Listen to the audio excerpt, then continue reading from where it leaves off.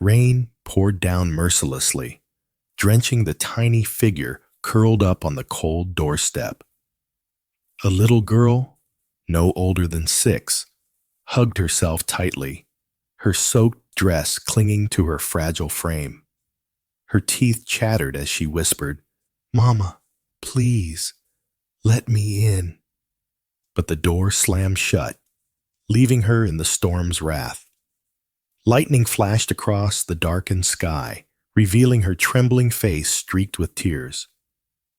Just when it seemed no one would come, headlights cut through the rain. A sleek black car stopped. The window rolled down. A man's eyes locked on her, piercing, concerned, and wealthy beyond imagination. Before we dive deeper, let me ask you something. Have you ever seen a child suffer for no reason, while those who should protect her turn away? It's a story that breaks hearts and stirs outrage. Today, you'll witness cruelty no child should endure, but also an unexpected rescue that changes everything. I want you to stay until the end, because the justice here is unlike anything you'd expect. And if you've ever believed kindness can come from the most surprising places, comment below and share this story. Her name was Amelia, a small girl with eyes the color of early morning skies.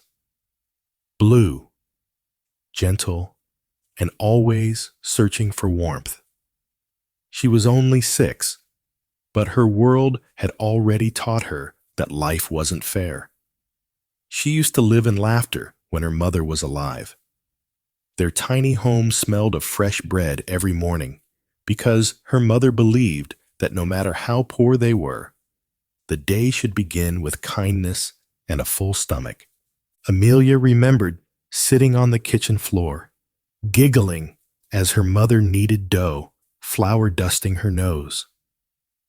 "One day, Amelia," her mother would whisper, "you'll bake for your own children, and they'll know your love the way I know my mother's." Those were the memories that wrapped Amelia like a soft blanket when everything else turned cold. But her mother's sudden illness snatched those days away.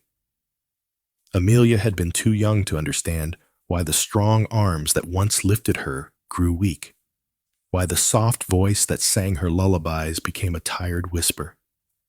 And one morning, without warning, Amelia woke to silence.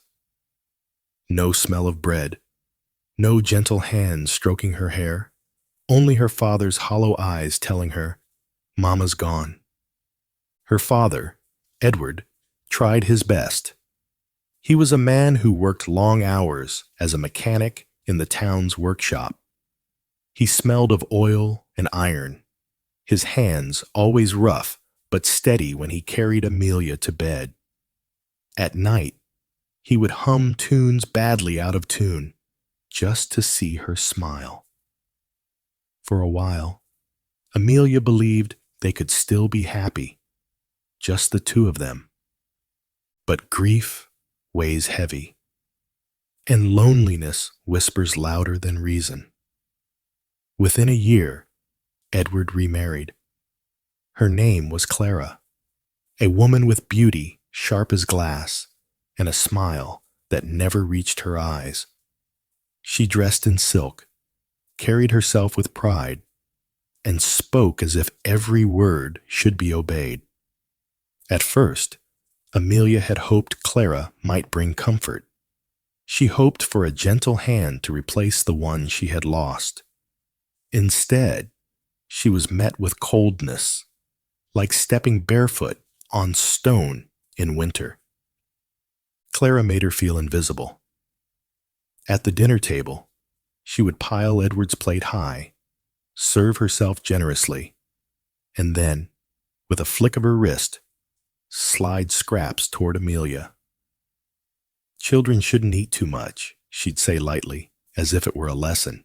"It makes them greedy." Amelia would lower her head and nibble quietly, pretending she was full. Her father, too tired from his day, rarely noticed. The house itself mirrored Clara's rule. It was once warm and cluttered with Amelia's toys, crayons, and her mother's old knitting basket. Slowly, all of it disappeared. The walls grew bare, polished until they shone, as if even memories had been scrubbed away. Amelia's room was moved to the attic, a small, drafty space where the rain tapped the ceiling like fingers at night. Clara claimed it was for order, but Amelia knew it was because Clara didn't want to see her. The neighborhood wasn't blind. Old Mrs. Turner from across the street often glanced through her curtains when Amelia carried firewood twice her size. The grocer sometimes slipped her an extra apple when Clara wasn't looking, but no one dared interfere. Clara's voice carried weight in the town, her connections stretching farther than Amelia's small cries could reach. Still, Amelia tried to cling to her innocence. She loved to draw, using scraps of paper her father brought home. She'd sketch suns with smiling faces, little houses with smoke curling from chimneys, and stick figures holding hands. She kept them hidden under her pillow in the attic, her private world where kindness still existed. Sometimes, when her father tucked her in, she'd whisper, "Papa, do you think Mama sees me from heaven?" He would pause, the exhaustion on his face melting for just a moment, and kiss her forehead. "Yes, Amelia. She sees you, and she loves you every day." Those words carried her through many lonely nights. But Clara saw Amelia not as a child to be loved, but as a nuisance, an obstacle standing between her and Edward's attention, his money, his future plans. Clara wanted a clean slate, her own household, not the shadow of another woman's child haunting her living room. One evening, Amelia overheard a conversation while hiding at the top of the staircase. Clara's voice was sharp. "Edward, this girl needs to learn discipline. She's spoiled, always whining, always looking for pity. You coddle her too much." Edward sighed, his voice tired. "She's just a child, Clara. She lost her mother. Try to understand." "I do understand," Clara snapped. "I understand that if you don't teach her strength now, she'll grow weak and useless." "You don't want that, do you?" Amelia pressed her tiny fingers against the wooden rail, fighting back tears. She wanted to run down and scream, "I'm not useless!" But fear kept her still. That was the night she realized Clara's heart had no room for her. Yet Amelia was not without small joys. She loved rainy days, not because she liked being wet, but because it reminded her of her mother. Her mother used to say, "Rain is heaven crying with us. When it stops, it means the sky is smiling again." So whenever the storm came, Amelia would press her forehead against the cold attic window and whisper to the clouds, "Don't forget me." She dreamed of escape, of someone, anyone, who would see her and lift her from the shadows. Sometimes, in her imagination, she pictured a fairy godmother, or perhaps an angel. Other times, she dreamed of growing wings herself, flying far beyond the gray walls of the attic, beyond Clara's scolding voice. But life doesn't give wings to little girls. It gave her storms, silence, and a father who grew more distant each day. Edward's shoulders bent lower, his laughter disappeared, and the more Clara complained, the more he retreated into quiet nods. Amelia loved him deeply, but she felt him slipping away, like a boat drifting too far from shore to hear her cries. One memory burned brighter than the rest. It was her 6th birthday. She woke early, her heart racing with hope. Her mother used to decorate with paper flowers and sing off key while presenting a single candle on a homemade cake. Amelia knew things were different now. But maybe, just maybe, her father and Clara would remember. The day stretched long, no cake, no song. At dinner, Edward muttered absent-mindedly about a late payment at work. Clara didn't look up from her plate. Amelia sat quietly, swallowing the lump in her throat. She wanted to remind them, but the fear of Clara's cold glare kept her silent. That night, she lit a match she had stolen from the kitchen and placed it on top of a crust of bread. Whispering happy birthday to herself, she blew it out alone. This was Amelia's world, small, heavy, and cruel in ways only a child's heart could fully feel. A world where neighbors looked but didn't act, where her father loved but couldn't protect, and where her stepmother ruled with an iron smile. Yet, inside Amelia, something glowed. A stubborn spark. She carried her mother's voice, her father's rare tenderness, and her own unbroken belief that someday someone would see her. That spark was the reason she kept whispering to the rain. That spark was what fate was about to notice, because the storm that night, the one where Clara slammed the door and left Amelia shivering outside, was not just another cruel evening. It was the night the spark finally met its flame. Clara's cruelty did not strike like lightning. It crept in like frost, slow, steady, and biting deeper each day. At first, it was small things, a sharp word here, a withheld blanket there. But cruelty, left unchecked, grows bold. One morning, Amelia tiptoed into the kitchen, clutching her little drawing of a sun with smiling rays. She had worked on it all night in the attic, hoping Clara might smile at it, maybe even hang it on the refrigerator the way her mother once did. "Clara," Amelia said timidly, holding it out, "I made this for you." Clara glanced at the paper, her lips curling into a sneer. "What is this mess?" She snatched it, crumpled it without hesitation, and tossed it into the trash. "Stop wasting paper. Your father works hard, and you scribble like a beggar child." Amelia's cheeks burned. She wanted to protest, but her voice failed her. She only nodded and slipped away, retreating back to the attic, where the scraps of her hidden world remained safe. That same week, Clara began assigning chores far beyond Amelia's strength. The 6-year-old was ordered to scrub floors until her tiny hands blistered, to carry buckets of water heavier than her, to polish shoes until her reflection stared back. If she faltered, Clara's voice would slice through the air. "Useless girl! Can't you do anything right?" The neighbors sometimes watched. Mrs. Turner, with her wrinkled face pressed against her lace curtains, saw Amelia dragging a bucket across the muddy yard. She shook her head and muttered, "Poor thing," but never stepped outside. The grocer, who once slipped Amelia an apple, stopped when Clara began accompanying her, eyes sharp as daggers. Compassion was drowned by Clara's presence. Even Edward seemed blind.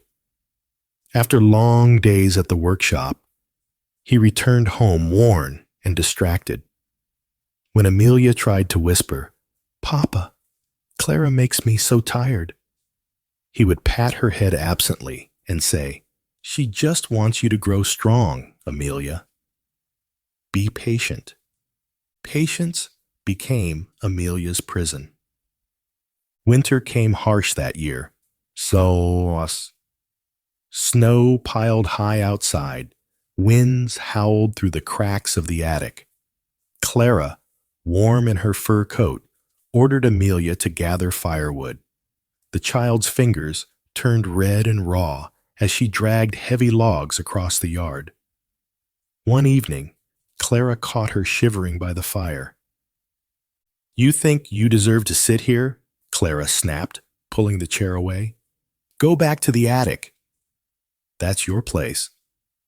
Amelia obeyed, climbing the creaky stairs with her small body trembling, whispering to herself, "Mama would have let me stay." Food became another weapon. While Edward ate hearty stews and Clara dined on roasted meats, Amelia was given scraps, bread crusts, watered-down broth, sometimes nothing at all. Once, when she reached for an extra piece of bread, Clara's hand shot out, slapping hers. "Greedy little rat! Learn to be grateful for what you're given." Amelia bit her lip, tears welling, but never spilling, because she had learned that tears only fed Clara's cruelty. The cruelest moments often came when Edward wasn't around. Clara wielded her authority like a whip, her voice sharp enough to bruise. She made Amelia scrub the steps outside in the pouring rain, sneering, "Maybe the storm will wash the weakness out of you." One evening, Amelia's stomach growled so loudly it echoed in the silent attic. She crept downstairs, barefoot, to the kitchen. On the counter sat a bowl of soup Clara had left untouched. Amelia reached out, desperate, but Clara appeared in the doorway. "Caught stealing, are we?" Clara's eyes gleamed with malicious delight. She grabbed Amelia by the arm, dragging her across the floor. The girl whimpered, "Please, I'm hungry." Clara shoved her outside into the cold night air. The door slammed shut, the lock clicking like a sentence. Snowflakes swirled down, melting on Amelia's tear-streaked cheeks. She curled up on the doorstep, whispering into the darkness, "Mama, please, keep me warm." That was the first night she truly understood she had no refuge within those walls. The cruelty didn't stop there. Clara began weaving lies into Edward's ears. "Your daughter is lazy," she'd complain. "She disobeys me, breaks things, causes trouble." Edward, too weary to question, only sighed and said, "I'll talk to her." His talk was no more than a gentle scolding, but to Amelia, it felt like betrayal. Her father believing Clara's words over her silence. Amelia's isolation deepened. School, which could have been her escape, was cut short. Clara told Edward that educating a girl like Amelia was a waste. She should focus on housework. That will be her future anyway.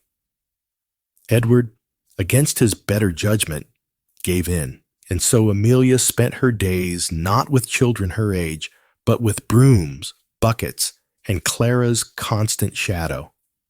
Her small body carried bruises not from fists, but from labor and neglect.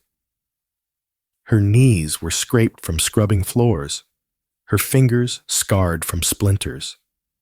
Her spirit bore wounds far deeper, wounds no one could see.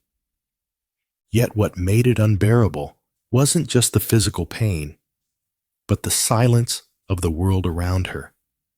The neighbors turned heads, her father's tired indifference.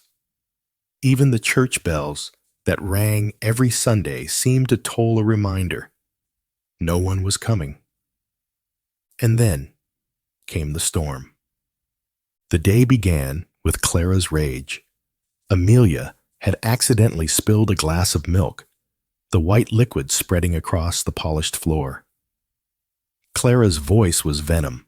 "Stupid girl! Do you know how much that cost?" She slapped the glass from Amelia's hands, shards scattering like ice. By evening, dark clouds gathered. The rain fell heavy, winds rattling the shutters. Amelia stood quietly by the door, watching Edward put on his coat. "I have to check the workshop roof before it leaks," he told Clara. He kissed her cheek, barely glancing at Amelia, then disappeared into the storm. Clara turned to Amelia, her lips curling. "Out! Go fetch the laundry from the line." Amelia's eyes widened. "But it's raining." "Do as I say." The little girl stepped outside, the rain instantly drenching her. She struggled to pull wet sheets from the line, her tiny hands slipping on the clothespins. When she returned, shivering, Clara blocked the doorway. "Too slow," Clara said coldly. "Stay outside until you learn to be useful." The door slammed, the lock clicked, and once again, Amelia was left alone. She hugged herself tightly, her soaked dress clinging to her trembling body. The wind howled, rain pelted her skin like needles. She whispered, "Papa, please come back." "Mama, don't let me be alone." The street was quiet, except for the storm's roar. A neighbor's curtain flickered, then fell shut. No one came. Lightning flashed, illuminating her fragile frame curled on the doorstep. Thunder rolled, drowning her sobs. She began to believe this was her fate, to vanish in the storm, unseen, unloved. And then, faint but real, came the sound of tires on wet pavement. Headlights cut through the rain, blinding her for a moment. A sleek black car slowed, then stopped in front of the house. The window rolled down, and inside sat a man, his face strong, his suit immaculate, his eyes sharp with concern. For the first time in Amelia's life, someone outside her small world saw her suffering. And this man was no ordinary passerby. The sleek car idled on the curb, its headlights bathing Amelia in harsh white light. She squinted, shielding her eyes with her trembling hands. For a heartbeat, she thought she might be dreaming, that her desperate whispers to the rain had summoned some kind of angel. The driver's door opened. Out stepped a tall man in a dark, tailored suit, his umbrella snapping open against the storm. He looked to be in his early 40s, broad-shouldered, with streaks of silver brushing his temples. His presence was commanding, yet there was warmth in his eyes, something Amelia hadn't seen in a long time. He crouched down to her level, his polished shoes splashing in the puddles. "My God," he said softly, his voice steady but edged with shock. "Child, what are you doing out here in this weather?" Amelia's lips trembled. She tried to speak, but only managed a whisper. She locked me out." The man frowned, glancing toward the house. Rain streaked down his umbrella, tapping rhythmically as if echoing his rising anger. "Who locked you out?" Amelia's blue eyes darted toward the door. Her voice cracked. My stepmother." For a moment, silence stretched between them, broken only by the storm's fury. The man's jaw tightened. He reached into his coat pocket, pulling out a silk handkerchief. Though it was useless against the rain, he gently dabbed at Amelia's soaked face. The gesture alone, gentle, deliberate, made her chest ache with longing. "Stay here," he said firmly. Rising to his full height, he strode to the door and pounded on it with the flat of his hand. The sound reverberated through the storm, like a gavel striking judgment. Inside, lights flickered. Moments later, the door creaked open. Clara stood there, her robe cinched tightly. Annoyance etched across her face. "What on earth?" She stopped when she saw him. Her expression shifted instantly, annoyance melting into a syrupy smile. "Oh, Mr. Harrington, what a surprise!" Amelia's heart skipped. She had heard whispers about that name before. Jonathan Harrington, the wealthy businessman who owned half the factories in town, a man who dined with mayors and donated to charities. To Clara, he was power and prestige incarnate. Jonathan's eyes, however, never softened. He gestured toward the doorstep. "Why is this child, your husband's daughter, shivering outside in the rain?" Clara laughed nervously, tucking a strand of hair behind her ear. "Oh, you must have misunderstood. Amelia likes to play outside, even in the rain. Children, you know how they are." Amelia's stomach twisted. The lie was sharp, quick, polished. Clara was a master of appearances, but Jonathan didn't look convinced. "Play?" His voice dropped, steel beneath the calm. "That child could have fallen ill, or worse. She's drenched to the bone." Clara's smile faltered. "I was just about to let her in," she lied smoothly. "You really mustn't concern yourself, Mr. Harrington. Family matters can look strange from the outside." Jonathan leaned closer, his height towering over her. His words were deliberate, each one slicing the air. "I don't care how it looks. I care about what it is. And what I see is neglect." For the first time, Clara's poise cracked. She stammered, "Neglect? How dare you?" Behind her, Amelia's small voice broke through the tension. "Please, sir, don't be angry. I'm okay." She hugged herself tighter, though her chattering teeth betrayed her words. Jonathan turned back, his expression softening as he crouched beside her once more. "No, little one, you're not okay, and it's not your fault." Something inside Amelia stirred at those words. No one had ever said it wasn't her fault. Jonathan rose again, his voice cold as the storm. "Clara, fetch her a blanket, now." Clara hesitated, her pride flaring, but Jonathan's piercing gaze left no room for defiance. She turned sharply, disappearing into the house. Moments later, she returned with a thin blanket, draping it around Amelia as if she'd chosen it herself. Her eyes darted nervously between Jonathan and the neighbors' windows, where faint shadows hinted that curtains had been drawn aside. Jonathan extended a hand to Amelia. "Come with me. Let's get you warm." Her small fingers slipped into his. His grip was firm, protective. For the first time in a long time, she felt safe. Clara forced a laugh. "Oh, Mr. Harrington, there's really no need. Amelia is fine here. Truly. My husband—" "Your husband isn't here," Jonathan interrupted, his tone final. "And this child will not spend another minute in the cold." Amelia's heart pounded as Jonathan guided her toward the car.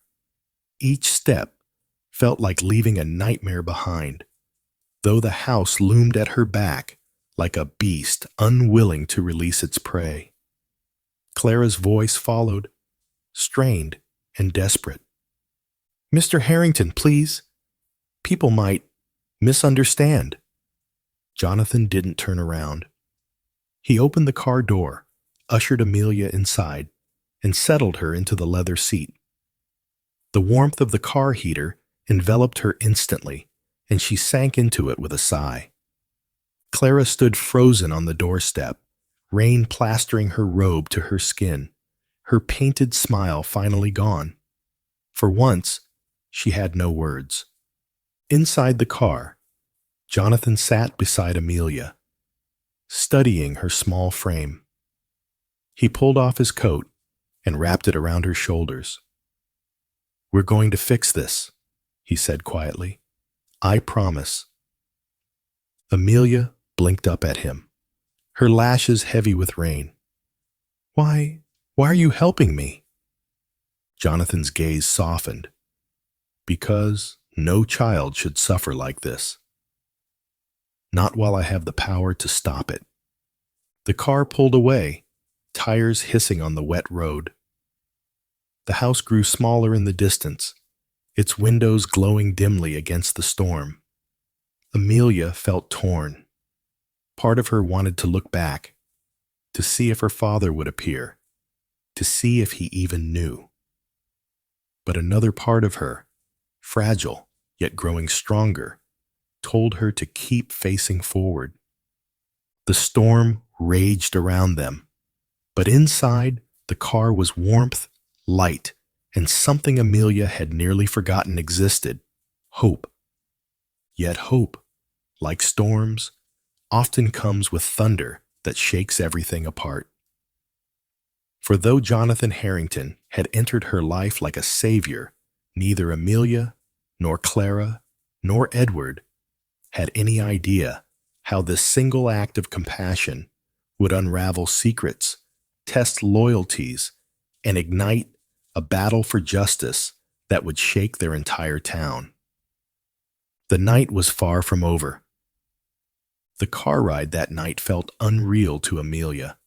The storm battered the windows, but inside was a warmth she had never known.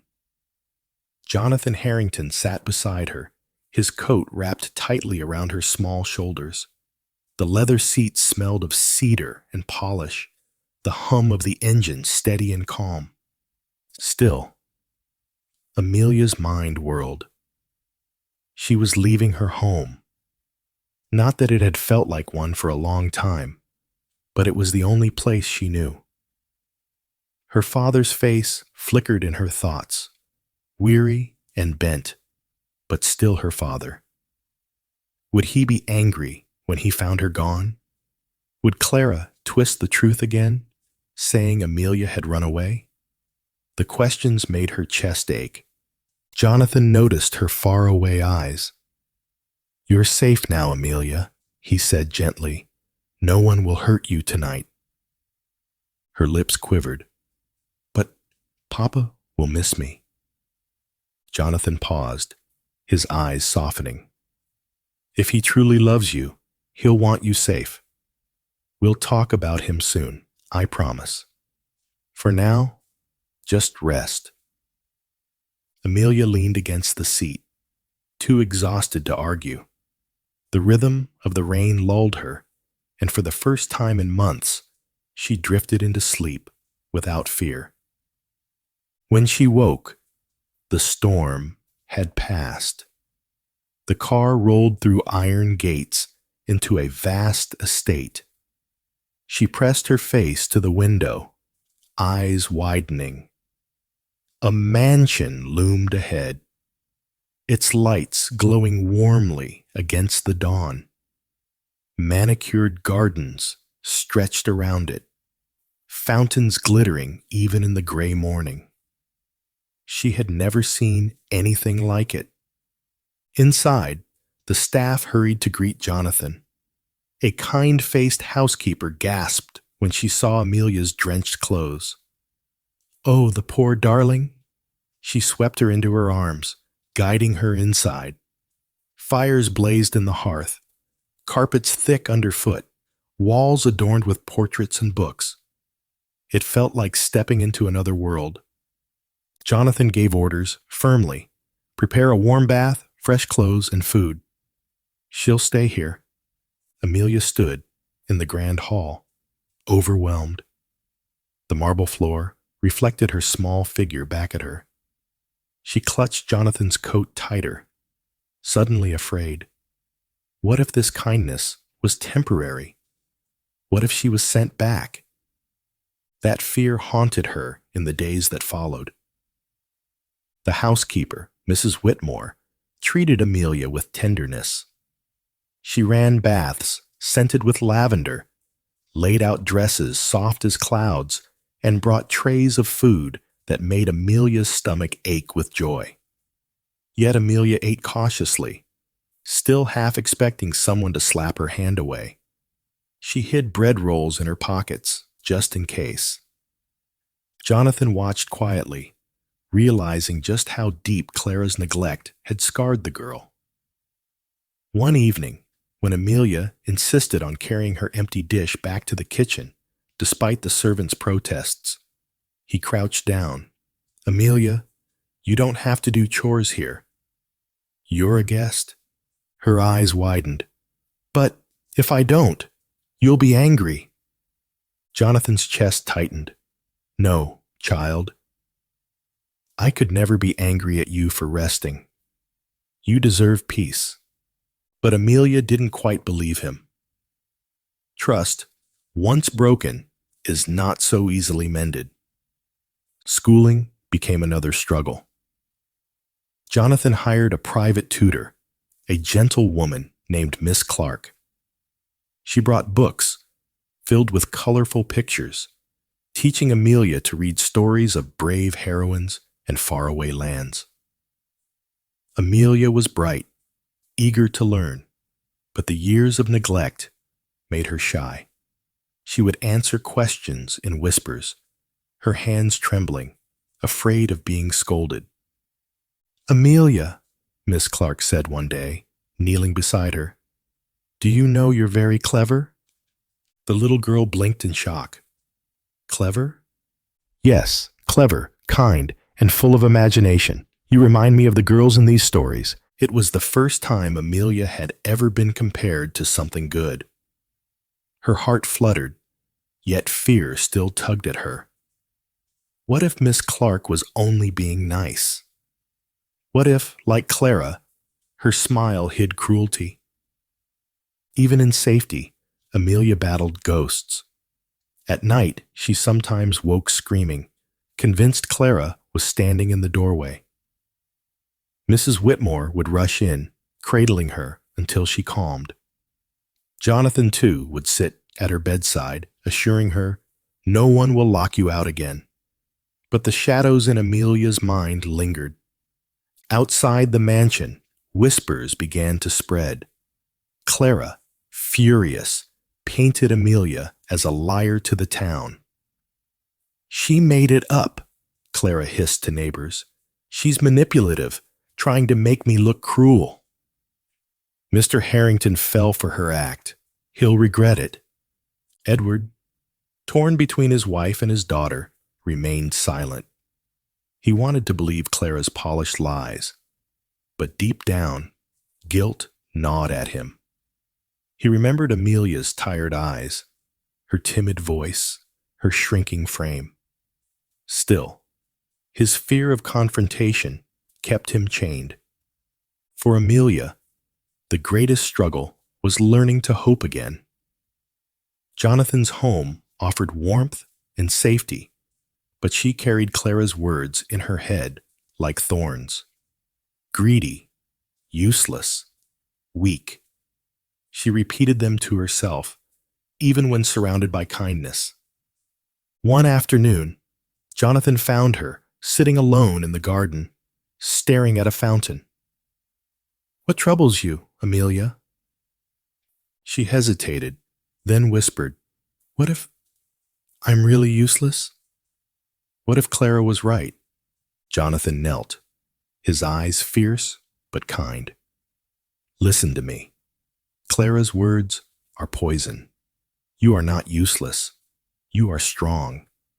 You survived things no child should, and you're still here. That makes you braver than most adults I know." Amelia's throat tightened. She wanted to believe him, but doubt clung stubbornly. The world tested her again soon enough. Jonathan arranged a formal dinner with business associates, and Amelia was invited to sit at the table. Dressed in a pale blue dress, her hair tied with ribbons, she looked every bit the picture of innocence. But as the adults laughed and conversed, she froze. The silverware intimidated her. The polished manners felt alien. When she dropped her fork, the clatter silenced the room. Heat rushed to her cheeks. Memories of Clara's scolding filled her ears. Clumsy rat.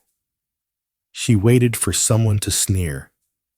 Instead, Jonathan calmly picked up the fork and handed it back.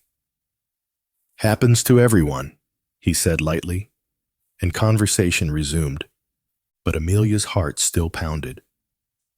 No matter how kind others were, she wrestled with Clara's shadow.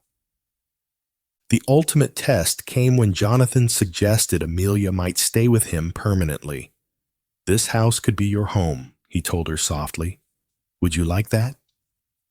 Her eyes widened, hope and fear colliding. A home? Her own bed, her own books, safety every night.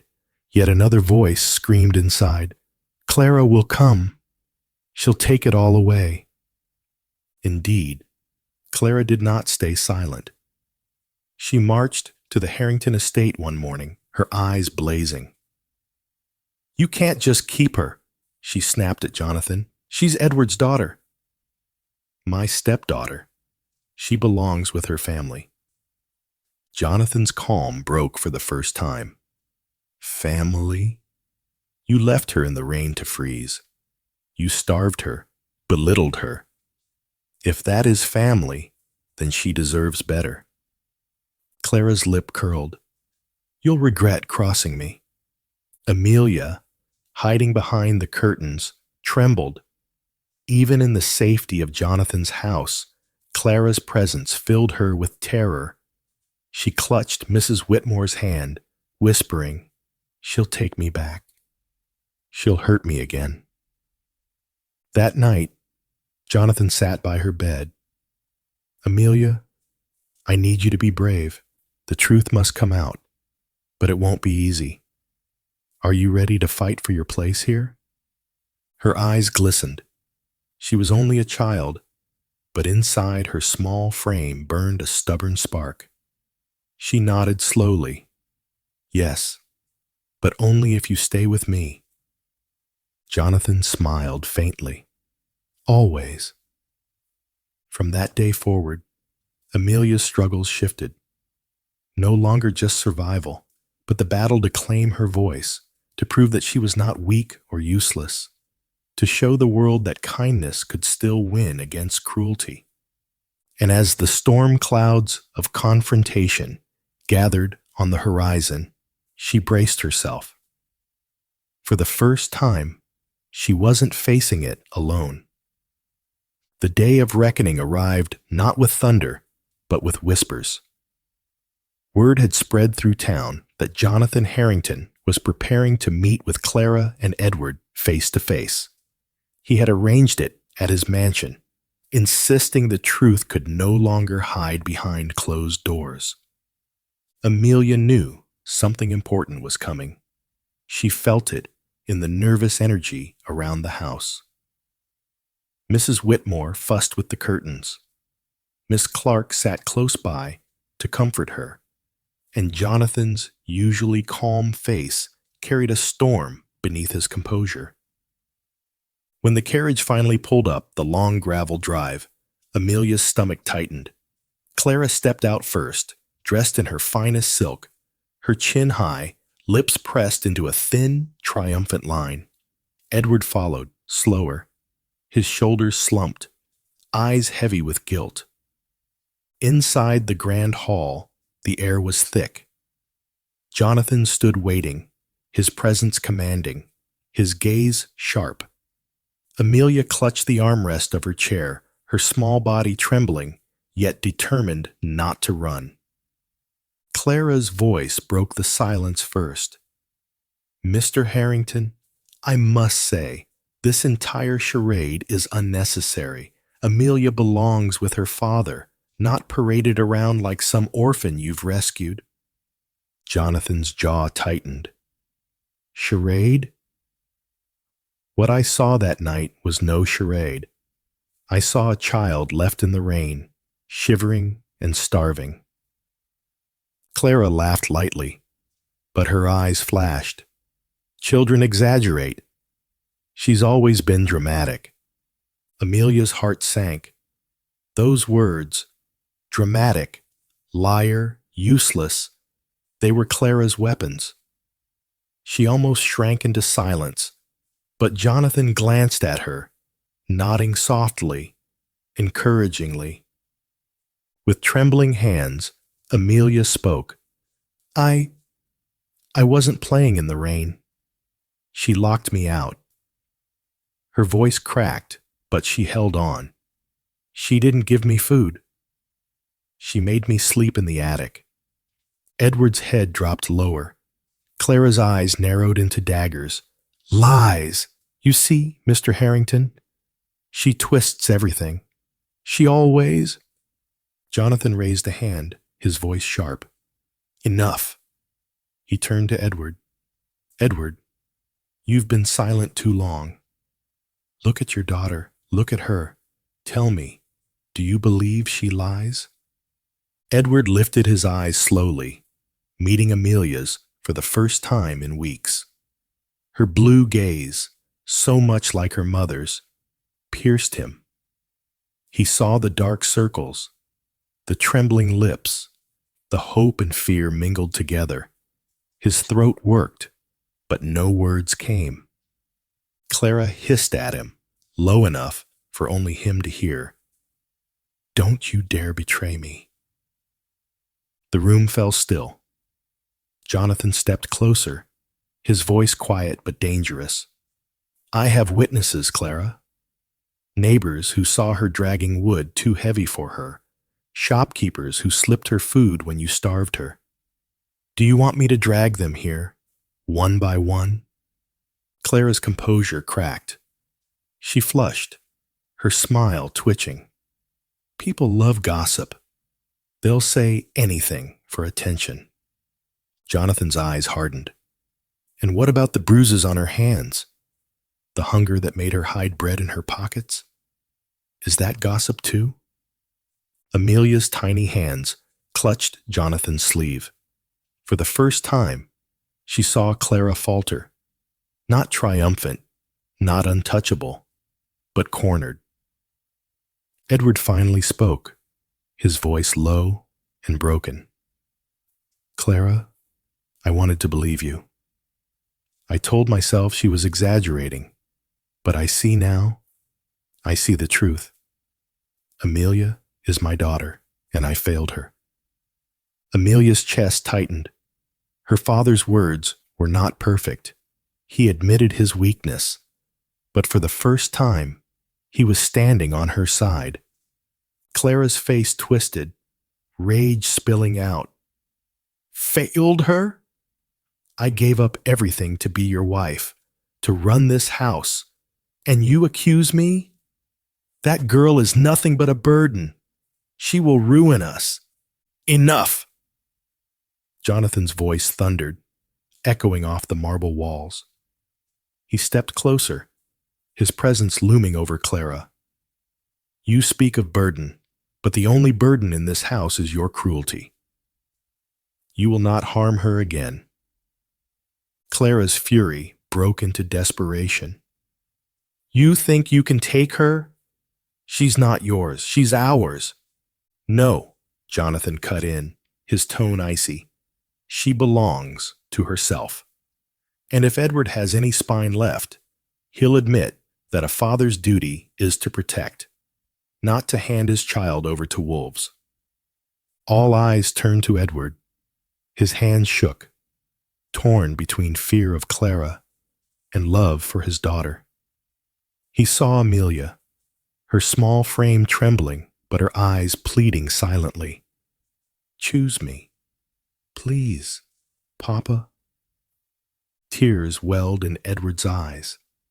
He straightened, his voice firmer than it had been in years. Amelia stays. With Harrington, if need be, but never again under Clara's rule. Clara reeled as though struck. Her painted mask shattered completely. You'll regret this, Edward. Both of you. I'll see to it. Jonathan's lips curled into something between pity and contempt. No, Clara. The only one who will regret anything is you, when the world sees who you truly are. The tension hung heavy, but the balance had shifted. For the first time, Clara's power was crumbling, her lies unraveling under the weight of truth. Amelia, still clutching Jonathan's sleeve, whispered so softly only he heard, "Is it over?" Jonathan leaned down, his voice gentle. Not yet, little one, but soon, very soon. And as Clara stormed out, her heels clicking furiously on the marble floor, Amelia felt something stir deep within her, a fragile but real sense of victory. The confrontation was not the end, but it was the first time she had truly seen Clara lose. The confrontation in the mansion left Clara rattled, but not defeated. She was a woman who thrived on manipulation, and she wasn't ready to surrender. The very next day, whispers spread through town, Clara telling anyone who would listen that Jonathan Harrington had kidnapped her stepdaughter. She painted Amelia as a liar, Jonathan as a meddler, Edward as weak. But Jonathan was prepared. He had called for a formal hearing with the town magistrate. Evidence would be heard, testimonies given, and the truth laid bare. The hall that day was packed. Neighbors filled the benches, curiosity and judgment buzzing in the air. Mrs. Turner clutched her shawl nervously. The grocer sat stiffly beside her. Edward sat pale and anxious, while Clara radiated false confidence, her silk gown gleaming under the chandeliers. Amelia sat between Jonathan and Mrs. Whitmore, her small hands trembling, but her chin lifted with quiet courage. The magistrate, a stern man with gray whiskers, called the room to order. "We are here to determine the welfare of Amelia Rosewood." Clara rose first, her voice dripping with honey. "Your Honor, this is a simple matter. My stepdaughter is mischievous and has always sought attention. Mr. Harrington, though generous, has been deceived by her childish tales. I love Amelia as my own, but she exaggerates. I would never neglect her." Gasps of sympathy rippled through some in the crowd. Clara knew how to play them, but Jonathan stood, calm and deliberate. "Your Honor, I found this child on a stormy night, shivering outside her home, locked out by the woman who now claims to love her. I saw with my own eyes the hunger, the fear, and I have witnesses." He gestured, and Mrs. Turner rose slowly, her voice quivering. "I've seen the girl carrying logs heavier than herself, her little arms shaking. I heard her cry in the yard one winter night. I should have spoken sooner. Forgive me, child." Her eyes glistened with tears as she looked at Amelia. The grocer followed, clearing his throat. "I slipped her apples when her stepmother wasn't watching. A child doesn't beg for food unless she's starving." Clara's mask cracked. She snapped, "They're lying. All of them." The magistrate frowned. Silence. Jonathan turned to Amelia, crouching beside her. "Would you like to speak, little one?" "Only if you're ready." Amelia's tiny body shook, but she rose slowly. The hall fell silent. She looked so small beneath the towering chandeliers, yet her voice carried a fragile strength. "I didn't lie," she whispered. "She made me sleep in the attic. She gave me scraps. She called me useless. I wanted to be good, but she never smiled at me." Her voice cracked, tears streaking her cheeks. I begged her not to leave me in the rain, but she closed the door. The room held its breath. Even the hardest faces softened. Edward rose then, his voice hoarse. "It's true. I saw the signs, but I was weak. I let Clara's words blind me. I failed my daughter, but no more. Amelia deserves love and safety, and if I cannot give it, then I ask Mr. Harrington to protect her." Clara's eyes blazed. "Edward, you coward! You'll ruin us!"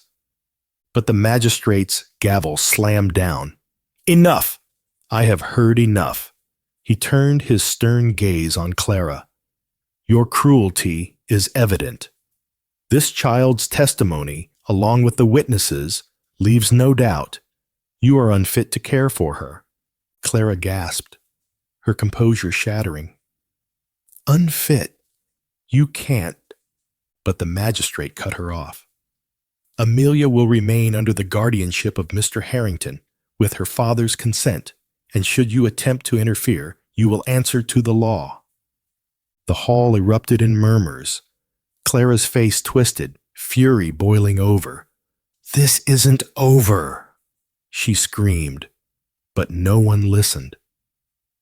The weight of judgment had fallen, and she could not shake it off.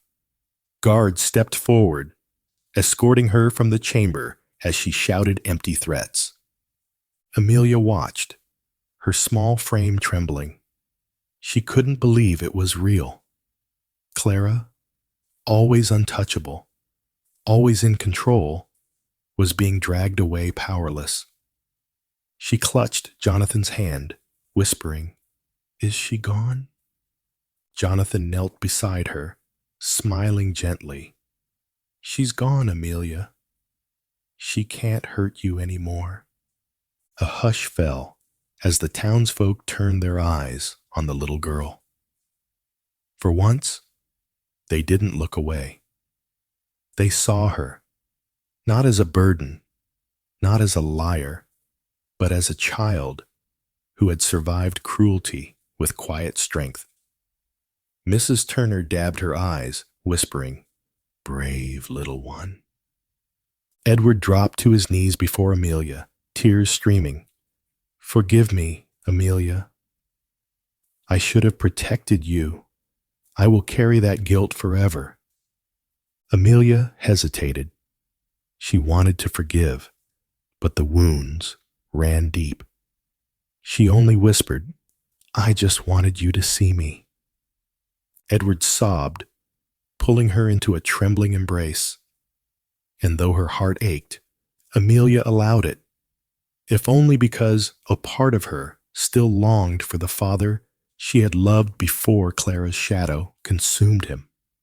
But it was Jonathan's steady hand on her shoulder that anchored her. He whispered, "You are safe now, and you are never alone again." The magistrate's gavel struck once more, sealing the judgment. Justice had been served. Clara's reign of cruelty was broken. And as Amelia stepped out of the hall into the sunlight, the sky clear after days of storms, she felt warmth on her skin, not just from the sun, but from the promise of a future finally free of fear. The weeks after the hearing felt like a different lifetime for Amelia. The mansion no longer felt overwhelming or strange. Slowly, it became home. The heavy curtains and glittering chandeliers stopped intimidating her. Instead, she noticed the kindness in the people who filled its halls. Mrs. Whitmore always had warm milk waiting at night. Miss Clark told her bedtime stories about heroines who overcame impossible odds. Even the gardener showed her how to plant seeds and watch them grow. But the biggest change was inside Amelia herself. At first, she still woke in the night, startled by dreams of Clara's cold eyes. She'd sit up in bed, hugging her knees, until Jonathan's footsteps echoed softly in the hall. He always came when she called. Sitting on the edge of her bed, he would tell her, "You're safe now.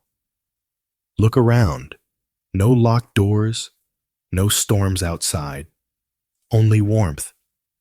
His voice became a lullaby of reassurance, and soon the nightmares faded.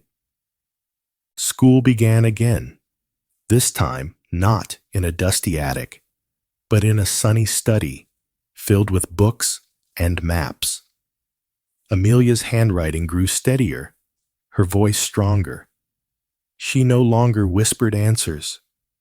She spoke them proudly. Miss Clark would smile, saying, "There's the clever girl I knew was hiding all along." Jonathan encouraged her dreams. When Amelia confessed she loved to draw, he bought her sketchbooks and paints. She filled them with color, sunrises, gardens, smiling faces. No longer were her drawings hidden scraps under a pillow. They now hung on the walls of her room, celebrated and admired. Even Edward visited, humbled and broken by his failures. He came not as the father who once turned away, but as a man desperate to rebuild what was shattered. Amelia kept her distance at first. The wounds of neglect ran deep, but Jonathan encouraged her gently. "You don't have to forgive quickly," he told her. "Healing takes time. But your father is trying, and that matters." One sunny afternoon, Edward brought a small wooden box. Inside was Amelia's mother's locket, the one Clara had hidden away years ago. Edward's voice cracked as he placed it in her hands. "I should have given this to you long ago." "She wanted you to have it." Amelia opened it carefully. Inside was a tiny picture of her mother, smiling, her eyes full of the same warmth Amelia remembered. Tears slid down her cheeks, but they were not the heavy tears of sorrow. They were lighter, carrying both grief and comfort. For the first time, she allowed herself to lean against her father's shoulder. She whispered, "I miss her every day." "I do too," Edward replied, holding her close. Life didn't become perfect. No life ever does. But it became full of possibilities. Amelia learned to ride horses in the mansion stables, her laughter echoing through the fields. She helped Mrs. Whitmore bake bread, the smell filling the halls just as it once had in her mother's kitchen. Each loaf reminded her that kindness could return in unexpected ways. And every evening, Jonathan sat with her by the fireplace. Sometimes they talked about her day. Sometimes they sat in silence. And sometimes Amelia asked the question that had carried her through storms. "Do you think Mama sees me?" Jonathan would smile softly. "Yes, Amelia. She sees you, and I think she's proud. Very proud." Amelia would rest her head against his arm, comforted not only by the thought of her mother, but by the certainty that she was no longer invisible. She was seen. She was safe. She was loved. The mansion's windows glowed warmly against the night, and the townsfolk whispered about the little girl who once shivered in the rain, but now lived like a princess. Yet Amelia never forgot where she came from. She promised herself that when she grew older, she would help other children who felt unseen, who waited at locked doors for someone to notice, because she knew better than anyone. Sometimes, all it takes is one person, one voice, one act of kindness to turn storms into sunlight. And so, Amelia's story reminds us of something powerful. Sometimes, the people who should love us the most can fail us, but kindness can still arrive from the most unexpected places. A child left out in the storm found warmth not just in a stranger's home, but in his heart. It teaches us that cruelty thrives in silence, but the moment someone dares to see, to act, everything can change. How many times do we walk past someone hurting, telling ourselves it's not our place, not our business? Amelia's neighbors saw her struggles, yet they stayed quiet, and silence almost destroyed her. But when Jonathan stopped his car, when he chose to act, he rewrote the ending of her story. Maybe that's the reminder we all need, that even the smallest act of compassion can change a life forever. I want you to think about this. Have you ever known someone who needed help, but no one stepped forward? Or maybe you were that person, waiting for someone to notice? Share your thoughts in the comments below. Your story might give courage to someone else watching right now. And if Amelia's journey touched your heart, don't just carry it silently. Share this video with a friend, because you never know who might need the reminder that light can pierce even the darkest storms. Before you go, remember to subscribe to this channel for more stories like this. Stories of pain, resilience, and justice that remind us of the strength of the human heart. And please, if this story moved you, tap the like button. It's one small way to show that kindness still matters. Because at the end of the day, the world doesn't change through grand speeches or empty promises. It changes when one person decides to open the door instead of shutting it.